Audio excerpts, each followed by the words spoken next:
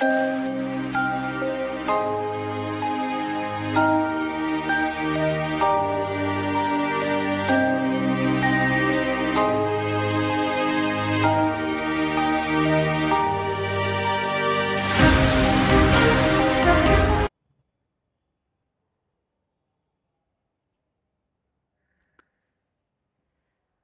Students, जैसा कि अभी ऑनलाइन क्लासेस चल ही रही है तो उसी में अपन कंटिन्यू पढ़ रहे हैं। ऑनलाइन क्लासेस घर बैठे देख भी रहे हैं।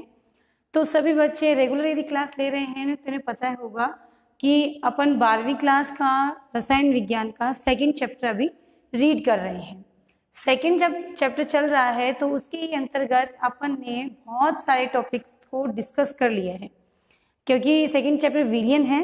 उस विलयन के अंदर जो गुणधर्म है उसके काफी प्रकार है ना, और फिर एक बहुत ही महत्वपूर्ण सा टॉपिक अपन अभी रिसेंटली पढ़ रहे हैं जो है आपके कि पदार्थ के अणुसंख्यक गुणधर्म। तो अणुसंख्यक गुणधर्म क्या होते हैं, तो उसको जब डिस्कस किया तो अपन ने देखा कि अणुसंख्यक गुणधर्म क्या होते हैं। तो अपने कहा कोई भी विलयन उसके वे गुण जो उस विलयन के इकाई आयतन में उपस्थित विलय के कणों की संख्या पर निर्भर करते हैं। यानी कि यदि कोई भी विलयन के गुणधर्म विलय के कणों की संख्या पर निर्भर कर रहे हैं तो वो उसके क्या कहलाते हैं बेटा, अणुसंख्यक गुणधर्म कहलाते हैं। तो अणुसंख्यक गुणधर्म को जब अपन रीड कर रहे थे तो उसमें मैंने आपको 4 प्रकार बताए थे, और वो किस पर थे, विलायक के अंदर था ना। सिर्फ विलायक के कणों में क्या, विलायक का क्वथनांक में उन्नयन, हिमांक में अवनमन और वाष्प दाब में आपेक्षिक अवनमन अपन ने रीड किया था। ये सब टॉपिक्स अपन ने रीड कर लिए थे। अपन ने जब इनको रीड किया तो बताया गया था कि इनमें अपन किस तरह से इसका डेरिवेशन निकाल सकते हैं, तो वो निकाल करके भी अपन ने देखा था। होपफुली हम यही कोशिश कर रहे हैं कि आप जो है वो घर बैठ के इन सब डेरिवेशंस को अपने हाथ से भी कर रहे हैं। कोशिश यही कीजिए कि आप घर पे बैठ के इनको वापस रीड करें। जितना रेगुलर आप पढ़ेंगे बेटा वो टॉपिक आपका उतना ही अच्छा क्लियर होता है, राइट। तो अब अपन चलेंगे, आज का अपना टॉपिक है हिमांक अवनमन।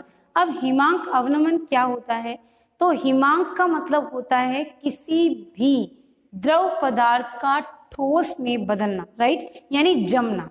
तो अपन इसको पहले परिभाषा में मैं वर्बली बोल देती हूँ, फिर आपको बोर्ड पर लिख के दिखाऊंगी कि ये क्या होता है। तो हिमांक अवनमन की परिभाषा और हिमांक अवनमन को वाष्प दाब के साथ कैसे कोरिलेट कर सकते हैं, और फिर इस वाष्प दाब और हिमांक अवनमन के आधार पर हम किसी भी विलयन का जो है वो क्या बात कर सकते हैं, मॉल जो अपने पास मोलों की संख्या है, मॉलरता है, उसको किस तरह से डिफाइन किया जा सकता है। तो अपन इन चीजों को क्या करेंगे, इसी प्रकार से रीड करेंगे। तो आज ये टॉपिक अपन डिस्कस करते हैं। तो चलिए शुरू करते हैं। अपना टॉपिक है हिमांक में अवनमन। तो हिमांक में अवनमन का मतलब होता है हिमांक में कमी।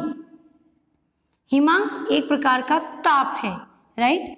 तो ताप में कमी, तो अपन क्या बोलते हैं, वह निश्चित ताप, वह निश्चित ताप, निश्चित ताप जिस पर कोई ठोस कोई द्रव पदार्थ का वाष्प दाब ठोस पदार्थ के वाष्प दाब के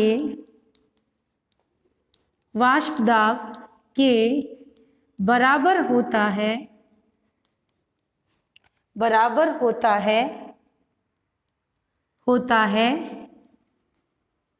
तो वह हिमांक कहलाता है, हिमांक कहलाता है। बात समझ में आ गई होगी।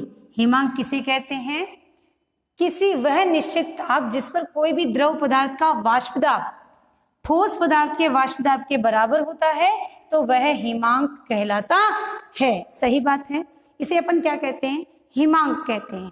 अब जब अपन ने इसकी बात की तो हिमांक, अब अपन पढ़ेंगे हिमांक अवनमन, है ना। तो अपन अवनमन जब पढ़ते हैं तो कमी को पढ़ते हैं। तो कमी का मतलब क्या है, तो अपन कहते हैं कि शुद्ध जो विलायक है आपका, शुद्ध विलायक,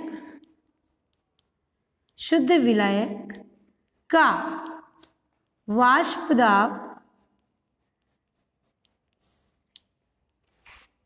अधिक होता है, अधिक होता है।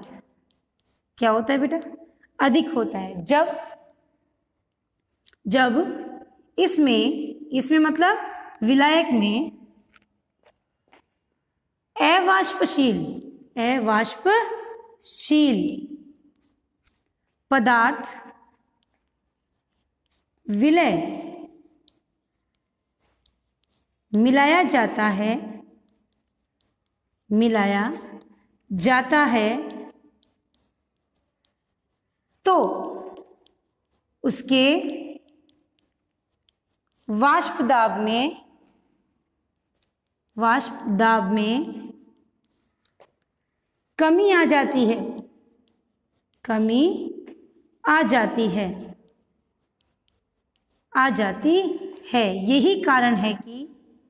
यही कारण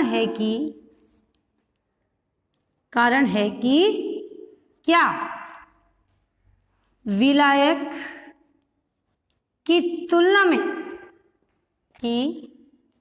तुलना में विलयन कम ताप पर जमता है।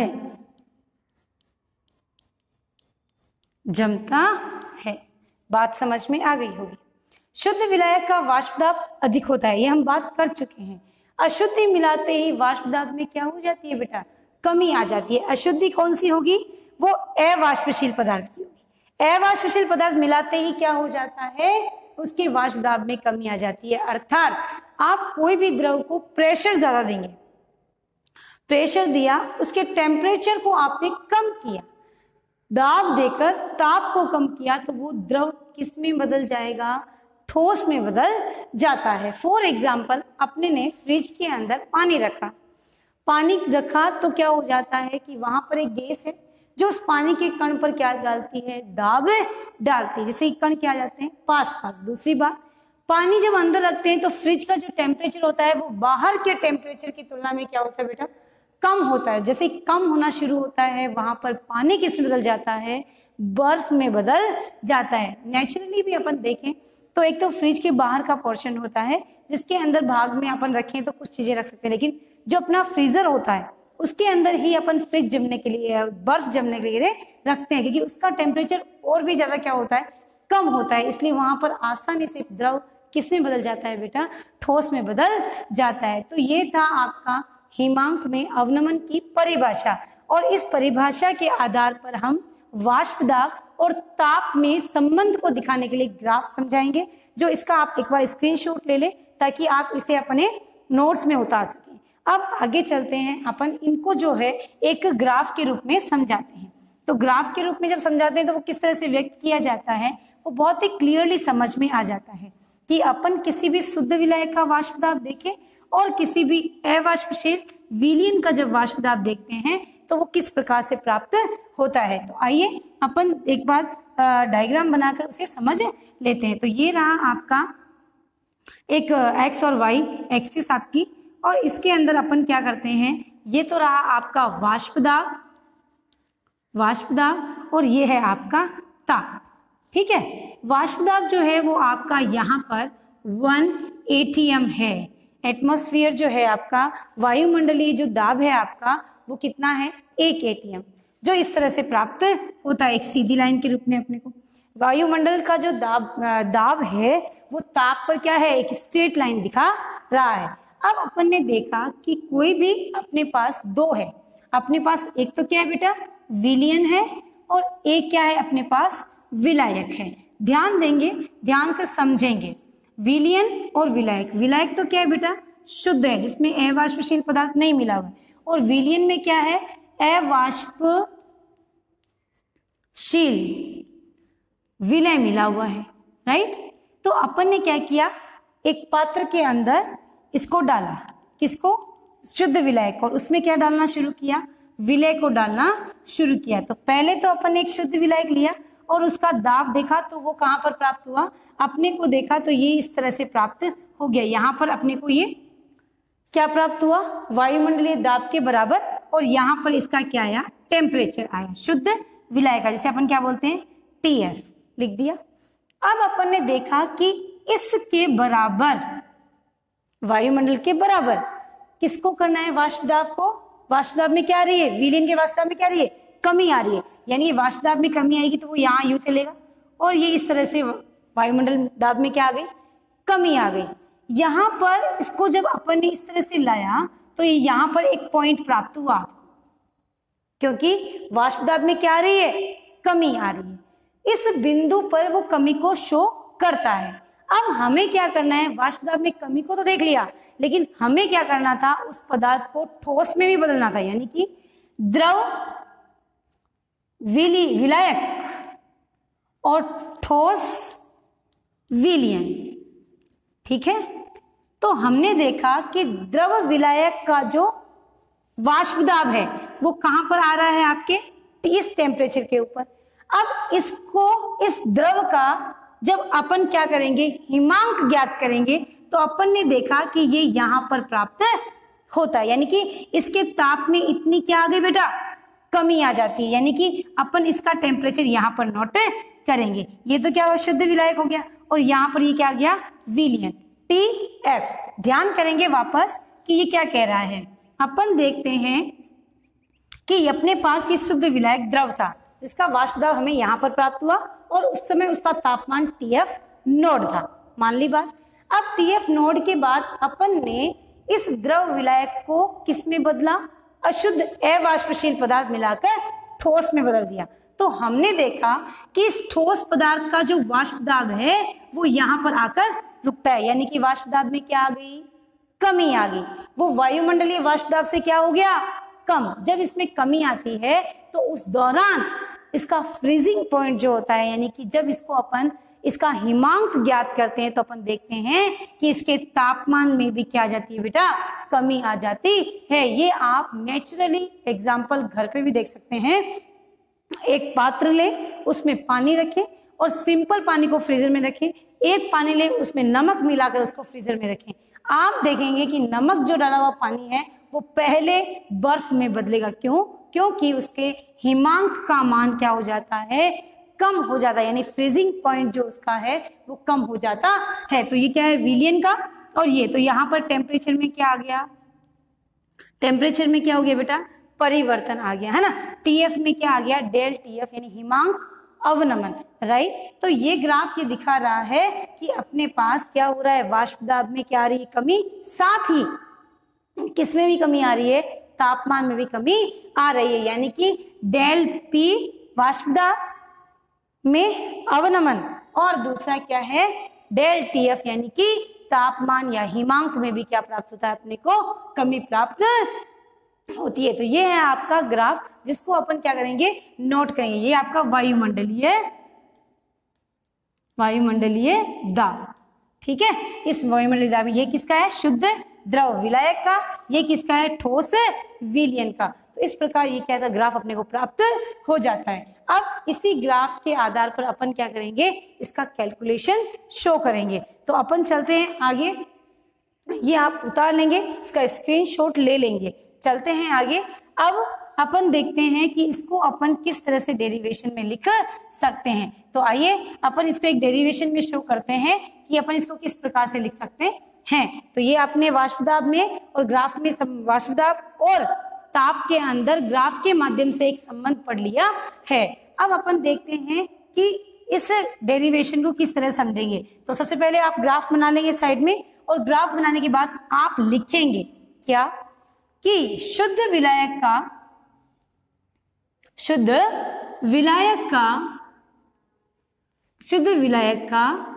वाष्प दाब,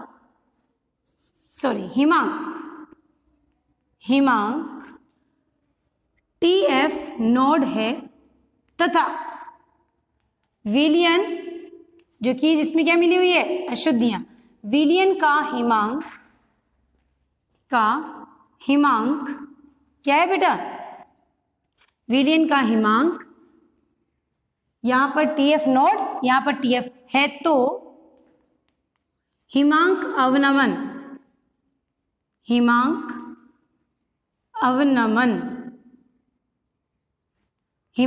मतलब क्या लिखेंगे आप, डेल TF बराबर del TF node minus TF। ये क्या है, शुद्ध विलायक। ये क्या है आपका शुद्ध किसका, विलयन का वाष्प। इसमें क्या आ रही है, कमी, और इसमें क्या है, ये क्या है, ज्यादा। तो हिमांक ताप में क्या आ रही है बेटा, कमी आ रही है। तो अपन कैसे लिखेंगे, TF नोड माइनस TF। बात समझ में आ गई होगी। अब अपन क्या लिखेंगे, दूसरा पॉइंट लिखेंगे, विलायक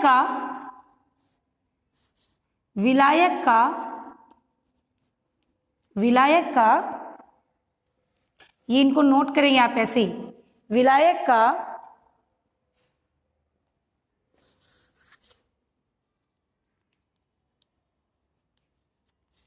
का वाष्प दाब क्या है बेटा, विलायक तो शुद्ध है ना, P नोड, तथा विलयन का वाष्प दाब, ये एक ही घटक है तो A लिख सकते हैं आप। विलयन का वाष्प दाब क्या होगा, PA। अतः तो वाष्प दाब में अवनमन क्या होगा, वाष्प दाब में अवनमन डेल P बराबर क्या होगा, P node A minus P। बात समझ में आ गई होगी, PA है ना। तो अपने पास क्या लिख सकते हैं, P node A minus PA। तो ये क्या है, शुद्ध विलायक, और ये क्या है आपके पास, विलयन। आप इसे A से दर्शाए नहीं तो केवल P भी लिख सकते हैं। तो बात समझ में आ गई होगी, क्लियर हो गई। ये विलयन का है और ये क्या है, शुद्ध विलायक का वाष्प दाब। आप इसी तरीके से इसको नोट करेंगे, स्क्रीनशॉट लेंगे। आगे चलते हैं। हम जानते हैं कि क्या, ग्राफ के आधार पर, है ना, तो ग्राफ के अनुसार क्या लिखेंगे आप, हिमांक में अवनमन समानुपाती किसके बेटा, ग्राफ के अनुसार क्या, ग्राफ के अनुसार हिमांक अवनमन समानुपाती क्या बेटा, वाष्प दाब में अवनमन। तो कैसे लिखेंगे आप, डेल TF समानुपाती डेल P। बात समझ में आ गई होगी। ये क्या है आपके ग्राफ के अकॉर्डिंग जो मैं अभी बात करके आई हूं। अब अपन जानते हैं राउले नियम से। राउले नियम क्या कहता है बेटा, राउले नियम ये कहता है कि कोई भी वाष्प दाब है वो विलायक के वाष्पशील घटक पर इसकी मोल भिन्न के क्या होता है, समानुपाती होता है। तो अपन लिखते हैं क्या बेटा, डेल P समानुपाती XB। याद होगा आपको, लिखा है ना, डेल P समानुपाती XB, और XB क्या है, एक मोल भिन्न है। तो ये मोल भिन्न के समानुपाती होता है। तो अपन जानते हैं कि डेल P किसके बराबर है, डेल P ग्राफ के अनुसार अपन लिखते हैं समीकरण 1। तो समीकरण 1 के अनुसार डेल P समानुपाती XB, तो डेल P और XB के बराबर, तो डेल P किसके बराबर है, डेल TF के बराबर। तो समीकरण 1 से क्या लिख सकते हैं आप, डेल TF समानुपाती XB। हाँ या ना, बात समझ में आ गई होगी, क्लियर हो गया होगा। इसको ऐसे ही अपन उतारेंगे कि जो अपने पास हिमांक में जो अवनमन है वो भी क्या होगा, उसी विलयन के घटक के क्या होगा, विलय घटक के क्या होगा बेटा, समानुपाती होता है। तो आगे चलते हैं, अब इसको क्लियर करते हैं। डेल TF जो है आपका वो किस तरह से क्लियर किया जा सकता है, इसके मान कैसे ज्ञात किए जा सकते हैं। तो आइए चलते हैं। अपन आगे अपना डेरिवेशन लिखते हैं। डेल टी एफ समानुपाती एक्स बी, तो डेल टी एफ बराबर के बी लिख दिया। अब ये जो डेल के एक्स बी लिख दिया। अब ये एक्स बी क्या है आपका, एक्स बी यहाँ पर क्या है, मोल बिन, जिसकी वैल्यू क्या होती है अपने पास N B upon N A plus N B. हम जानते हैं क्या, एन डेल टी एफ बराबर K N A upon N B upon N A plus N B लिख दिया। जब अपन ये लिख रहे होते हैं तो अपन जानते हैं कि अपने पास एन जो बी है वो बहुत ज्यादा क्या है, तनु है, किसकी तुलना में, एन ए की तुलना में। तो अपन क्या लिख सकते हैं यहाँ पर, डेल टी एफ बराबर के, यहाँ पर एन बी, नीचे क्या आ जाएगा एन ए। बात समझ में आ गई होगी। अब अपन देखते हैं कि ये कैलकुलेशन जो आपने लिखा है उसमें n जो है वो क्या है, मोलों की संख्या। n क्या है बेटा आपके, n है आपके मोलों की संख्या। तो मोलों की संख्या बराबर क्या होता है, किसी भी पदार्थ या विलय का भार बटा उसका अनुभार। तो अपन क्या लिखते हैं, W अपॉन M लिख दिया। W अपॉन M तो A के लिए तो A लिख दो, और W अपॉन B है तो B के लिए ये लिख दो। तो अपन इसका मान समीकरण में लिख सकते हैं, यानी एन ए व एन बी का मान रखने पर, एन बी का मान मोलों की संख्या के आधार पर